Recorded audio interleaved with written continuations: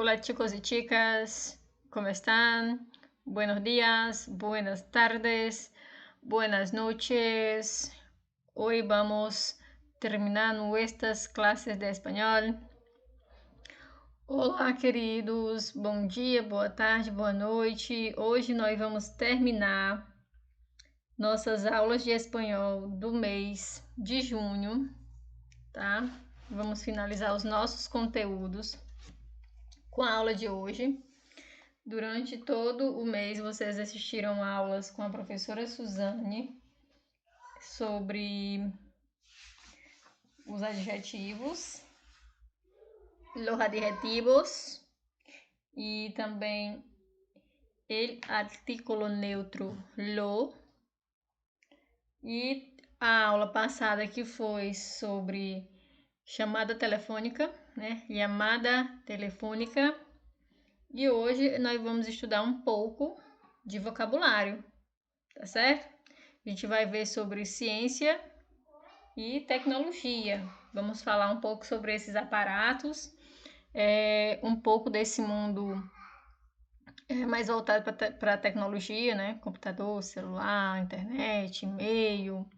Ver como é que a gente pode estar falando, como é que a gente fala isso em espanhol, tá certo? Para a aula de hoje, vocês vão acompanhar na página 34 do livro de vocês, tá certo? Onde tem assim, lluvias de ideas, vale?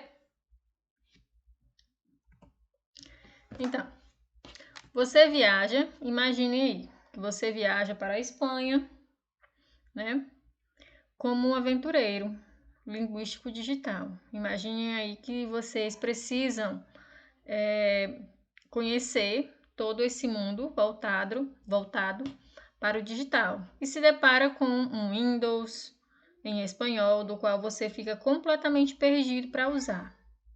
Mesmo que boa parte deste hábito seja quase automático, você precisa de um vocabulário básico para não se perder nos ordenadores, né, para você não se perder com o computador. Pois é, a diferença começa por aí. O computador em espanhol, ele é chamado de ordenador, vale? E assim como no Portugal, na Espanha, né, evita usar termos em inglês, né, e usa suas próprias palavras. Então, vamos lá.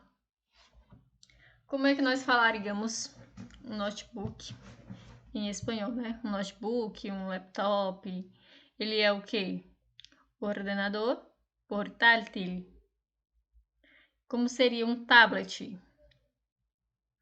É um ordenador tableta. Agora vai um pouco mais no vocabulário, que não se costuma usar em inglês, né? Para que você saiba se comunicar de forma ideal em terras espanholas. Então, a gente geralmente, nesse mundo da internet, né, do mundo digital, da tecnologia, nós utilizamos muito siglas e também nomes que são mais voltados para o inglês, né? Até mesmo aqui no próprio idioma português a gente tem essas palavras inseridas. Mas a gente vai ver aqui qual seria a forma ideal de se comunicar em terras espanholas. Então, como é que seria e-mail, né? E-mail seria correio eletrônico, desktop. O desktop, que nós chamamos aqui de área de trabalho, né, no nosso computador, eles chamam de escritório.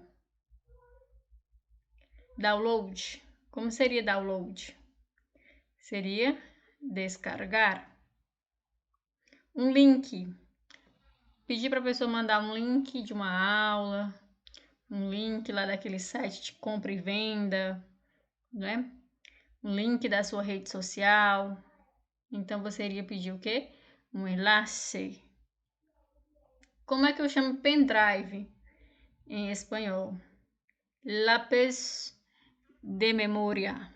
Então, lápis de memória é um pendrive, né? Que a gente sabe que pendrive é essa expressão até de origem inglesa, né? Pen, que é o lápis, e o drive, que é dirigir, né? Que é andar, se movimentar. Então, seria lápis de memória. E a memória do meu cartão, né? O memory card. Então, para falar da memória do cartão, como é que eu falaria? Tarjeta de memória. Tarjeta de memória, que é o cartão de memória. O mouse, eles chamam de ratón, que ratón em espanhol. Lembra lá da última aula que rato em espanhol significa momento, um curto espaço de tempo. E rato em espanhol, aliás em português mesmo, que é um rato, eu não chamo de rato, eu chamo de ratón, ok? E o website, página web. Então, o website é página web. Então, no geral, nós temos, obviamente, as diferenças linguísticas entre o português e o espanhol para nomear áreas, ações ou peças relacionadas aos computadores e à internet. Então, acompanhe agora algumas palavras que serão úteis para você gravar em mente antes de sair por aí perguntando: ¿Puedo usar la computadora? Tá certo? Então, é uma frase equivocada. Então, é importante que antes nós saibamos utilizar quais as palavras adequadas.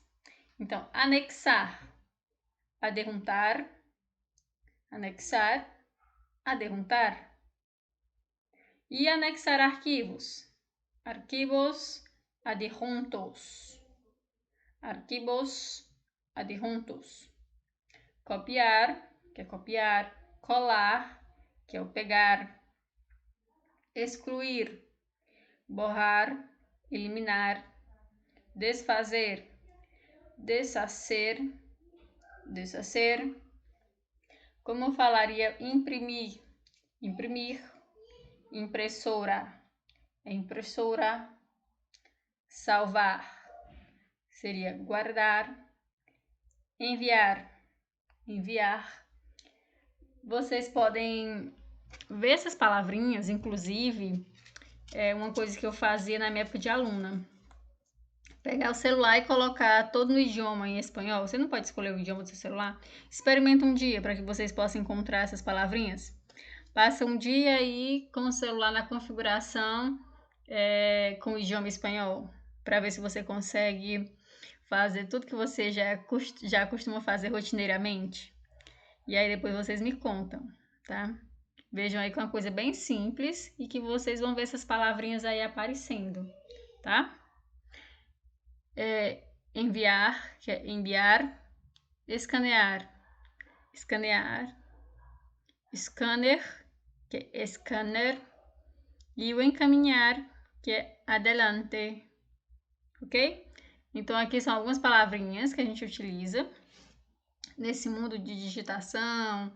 Quem trabalha muito com Word, alguns de vocês já trabalham, né? E às vezes aparecem essas questões aqui que a gente pode estar utilizando, tá? Essas palavrinhas. Agora, voltado um pouquinho mais para os detalhes, como por exemplo de e-mail. Como é que eu falo endereço de e-mail? Dirección de correo. Dirección de correo. Ou, no caso, de e-mail. Dirección de correo eletrônico. Aí pode ser, no caso aí, o de e-mail. E uma pasta, para eu salvar algo dentro de uma pasta, nos documentos que eu estiver digitando, por exemplo, é a carpeta. Carpeta é a pasta onde eu posso estar guardando meus documentos.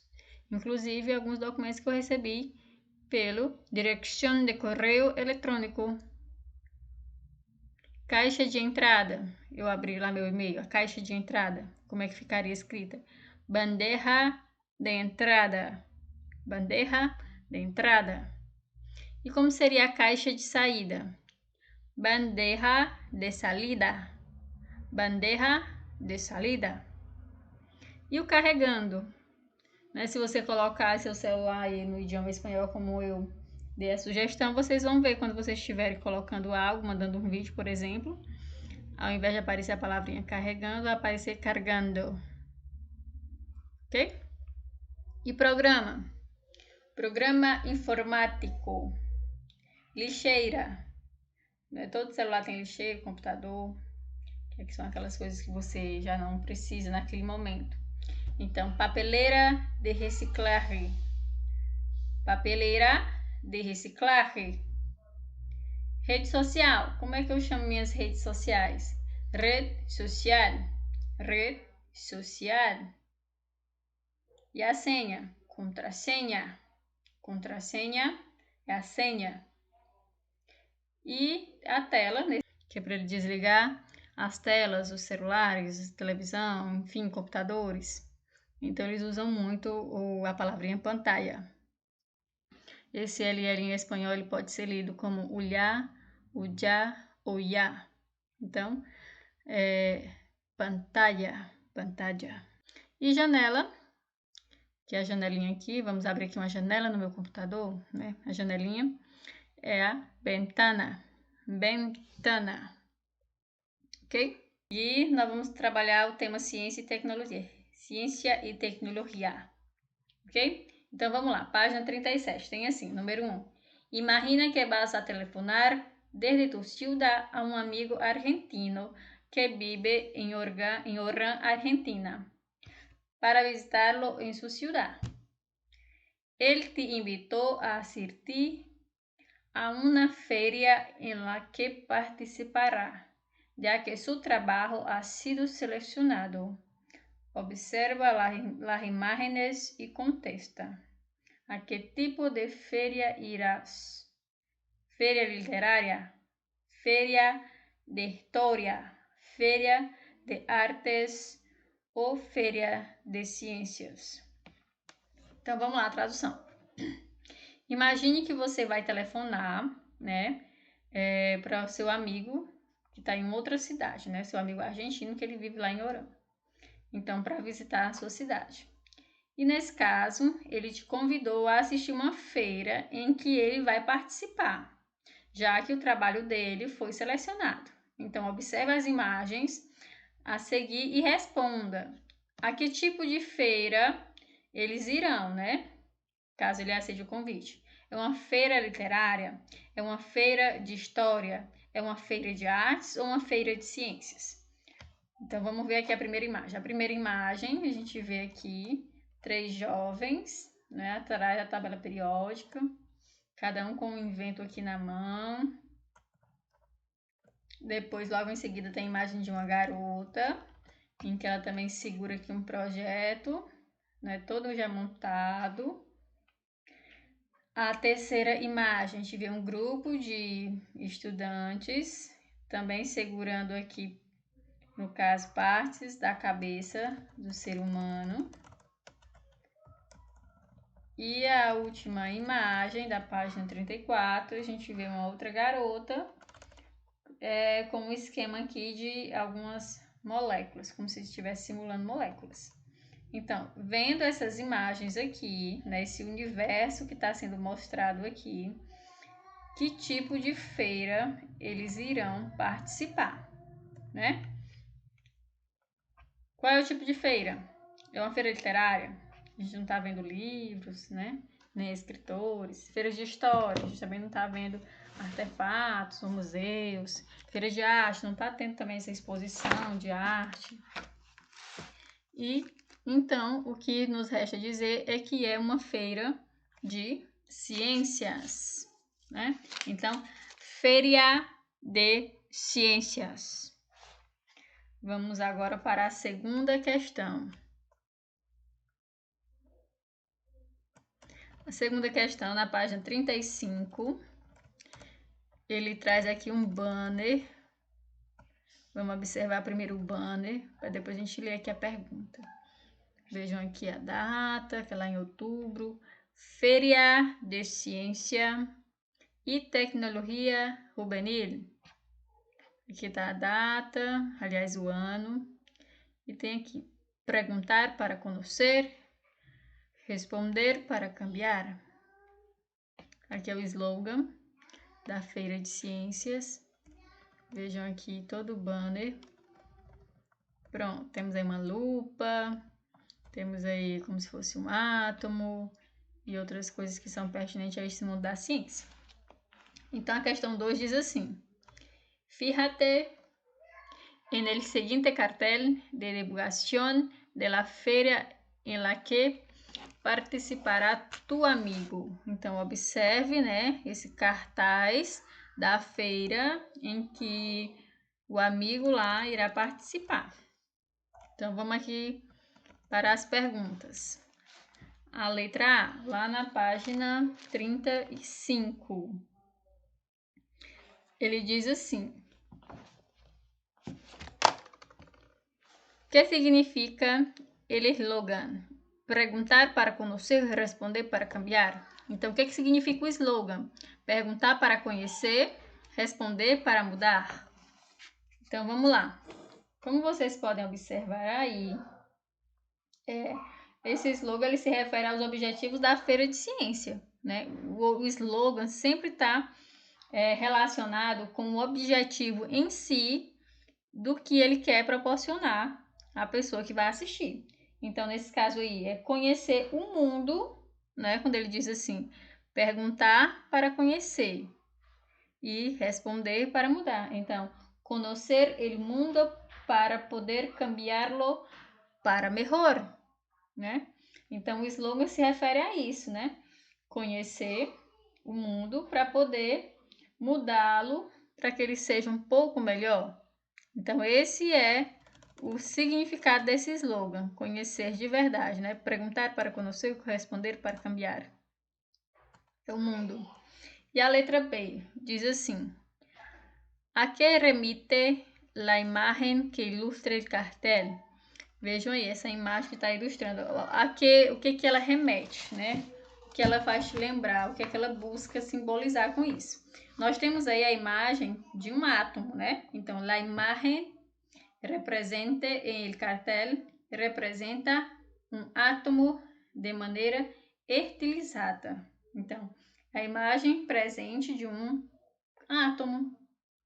Então, o termo aqui no caso, né, do átomo, ele vai designar que é a menor unidade de um elemento. A gente sabe que o átomo ele é a menor unidade de um elemento, que ele está formado por um núcleo constituído por prótons, nêutrons e também, né, ele está disperso aí na eletrosfera.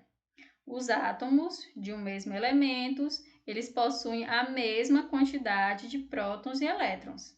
Então, a quantidade de nêutrons, né, em constante mudança, ele pode variar, o que faz também com que ele varie na sua composição de massa do próprio átomo. Então, a que remete essa imagem do cartel? Então, ele vai do cartel, não, do cartaz. Então, ele está representando um átomo, que esse átomo ele vai ter tudo isso dentro dele, apesar dele ser a menor partícula, né? A gente não viu que o slogan era sobre conhecer o mundo para poder conseguir mudá-lo? Então, eles colocaram aqui a imagem de um átomo, que é a menor partícula de um elemento, e que dentro dele tem todas essas composições que fazem com que possa ter essa mudança dentro dele para que, de fato, a menor partícula em mudança vá repercutir em todas as outras. Tá certo? Então, por isso que a gente colocou, que eles colocaram aí, no caso, o átomo, né? A escolha dessa imagem. A letra C. ¿Has ido alguna vez a una feria de ciencia y tecnología?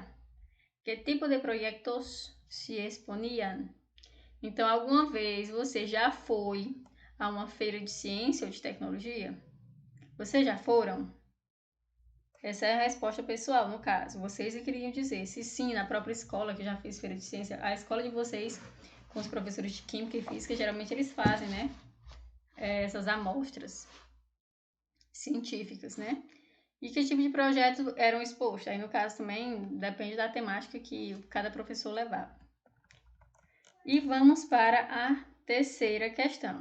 Então, aqui ele coloca algumas informações, vão ser 100 projetos que foram premiados. O ato de abertura se realizará às 10 na Casa de Cultura. Também será encabeçado, né, vai ser iniciado pelo Ministro da Educação. Nesse caso aqui vão ser mais de 400 pessoas, entre alunos, professores, tutores e avaliadores, né, dessa instância. E nesse caso serão 20, os escolhidos, né, selecionarão os 25 melhores projetos para participar da Feira Nacional de Ciência. E depois, né, o ministro visitará os estabelecimentos educativos da localidade de Isla de Cañas e só. Então aqui ele coloca só um avisozinho aqui nesse site, avisando como vai ocorrer toda a feira de ciências, tá? Aqui na página 36, ele já traz a quien lo sepa, né? Ele traz aqui só mais um pouquinho de comentário sobre feiras de ciências, que não vai ser necessário agora. E a gente vai direto para o nosso vocabulário em contexto, tá certo? O vocabulário começa na página 36, vai até a página 37. Imagina aquele trabalho que tu amigo vai apresentar em la Feira de Ciências e Tecnologia é sobre a história de alguns inventos. Ele vai falar sobre a história de alguns inventos, tá? Elijo una investigación en la revista electrónica espanhola, que o qual o acesso aí foi em 23 de fevereiro de 2016. En tu cuaderno associa cada invento a su historia y creador y escribe el nombre del invento donde corresponda. Nesse caso, a gente vai ver que está embaralhado a ordem com a descrição, tá? Imagine que o trabalho do seu amigo foi, que ele vai apresentar na Feira de Ciência, é a história de alguns eventos. Ele fez uma investigação nessa revista, né, espanhola Quoes, e no caderno ele pede para que você faça essa associação do que está sendo falado com o que é de fato o objeto, o invento. Por exemplo, a letra A diz assim: Este dispositivo de almacenamiento de dados es en la actualidad lo que la rueda fue hace 1000 años. Nadie sabe quién la inventó. Hay una lucha entre varias empresas que se arrogan ser las creadoras del... que foi para elas criar esse dispositivo de armazenamento de dados. Como vocês podem ver, o que é um dispositivo de armazenamento de dados, né? Será que é o scanner? Será que essa panela aqui é de pressão, né? Ola a pressão, dispositivo de pressão. Será que é uma fotocopiadora? Será que é um relógio digital? Será que é um USB? Será que é uma escada volante? Ou micro-ondas? Então, o que seria aí para armazenar dados? Pela própria descrição já fica muito fácil de saber, não é? Então, não se sabe de verdade quem foi que criou. Muitas empresas brigam aí para dizer quem foi que conseguiu inventar. Então, qual seria? Vejam aí que é na página 36. Então, a letra A corresponde ao objeto de número 5, que é o pendrive. Vocês lembram como é o pendrive lá que eu coloquei para vocês naquela listazinha? Né? Aqui ele já chamou de USB. Aqui, ó. E lá a gente viu uma outra forma, que era lápis de memória, que é o pendrive. Agora vamos para a letra B. Então fica letra A, 5. A5. Letra B. Há inventores tan creativos que han ideado cientos de cosas, pero pocos tan precoces como José Buffareno, diciendo un nuevo y útil transportador o elevador sin fin, según reza la solicitud de su patente en 1861, cuando tenía 16 años. Acabó siendo ingeniero, claro, y construyendo líneas ferroviarias al sur de Estados Unidos. Su escalera vio la luz en 1895 en Brooklyn y transportó a 75.000 personas em 2 semanas. Qual é esse invento? Essa escaleira? Fica bem óbvio, né? Nesse caso aqui, é o número 6. O número 6 que vai corresponder à letra B.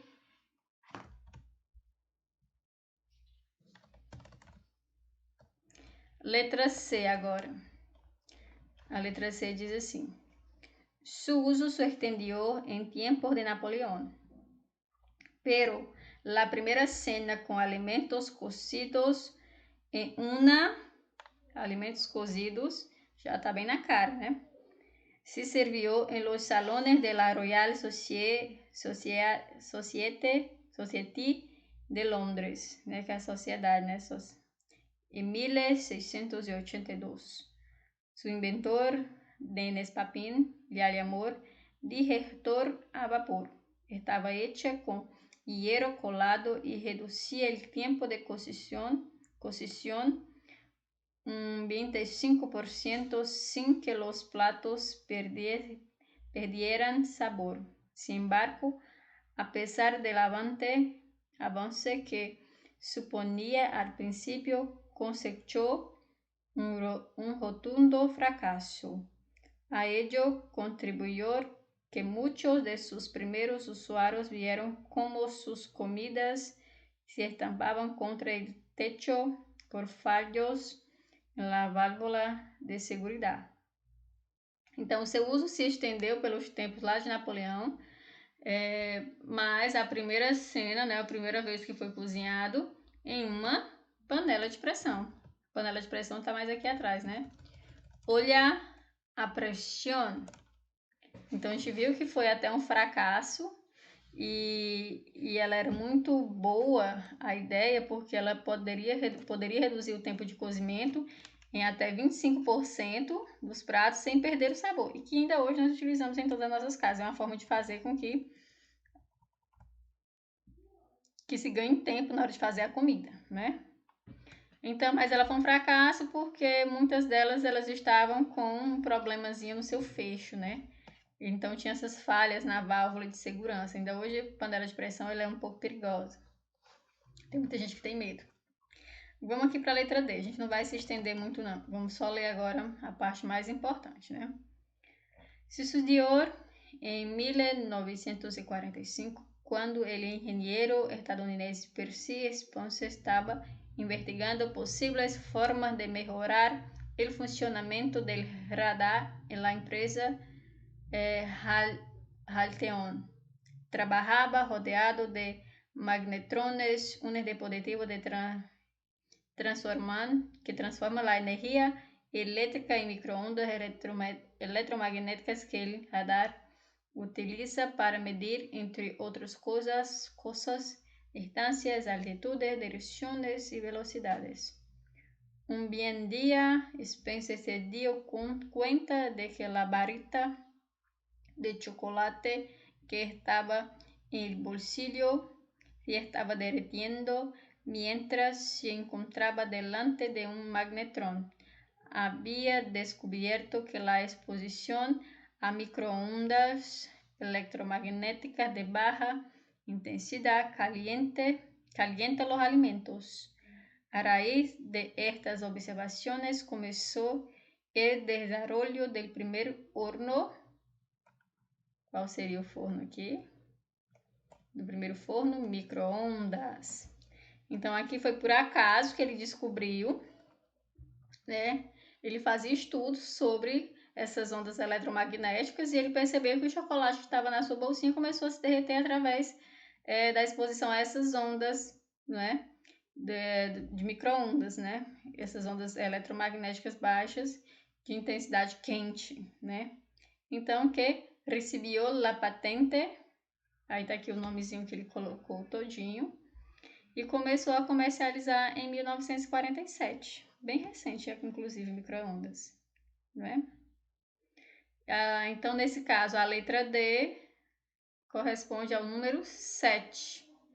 D7. A letra E. Vamos por 3. Então, a letra E é o número 3. Tá certo? Então, en los años 70 se universalizó su uso. La primera innovación importante del color lo incorporó Canon e depois chegou a possibilidade de aumentar e reduzir o tamanho do documento original lá em... Então, para finalizar agora, então, a letra G, o que sobrou é o número 1. A invenção, né? Só inventou em inglês. Ele foi prêmio Nobel do professor. Nesse caso aqui, haver conferido o maior benefício à humanidade. Ele era um médico, mas sua invenção ela teve um tremendo impacto graças ao aparato que ele idealizou em 1972, que fez, né? Detectado, entre outras coisas, milhões de tumores, que é, no caso, o scanner. Então, a letra G é o número 1. Então, só para finalizar, ficou a letra A é o número 5, a letra B é o número 4, letra B é o número 4, letra C é o número 2, que é a panela de pressão, a letra D é o número 7, que é o micro-ondas. A letra E é o número 3, que é a fotocopiadora. E a letra F é o número 4. Aliás, perdão, eu disse que a letra B era o número 4. A letra B é o número 6, tá? A letra B é o 6. Aqui o número 6, que é a escada. Troquei aqui na hora de reformular. Então, vamos lá. A é o 5, o B é o 6, o C é o 2, o E, aliás, letra D é o 7, letra E é o 3 e a letra F é o 4, que é o relógio digital, ok? E vamos encerrar por hoje a nossa aula e aguardar só a aula final, certo? Guardar o aulão. Então, beijos a todos e hasta luego!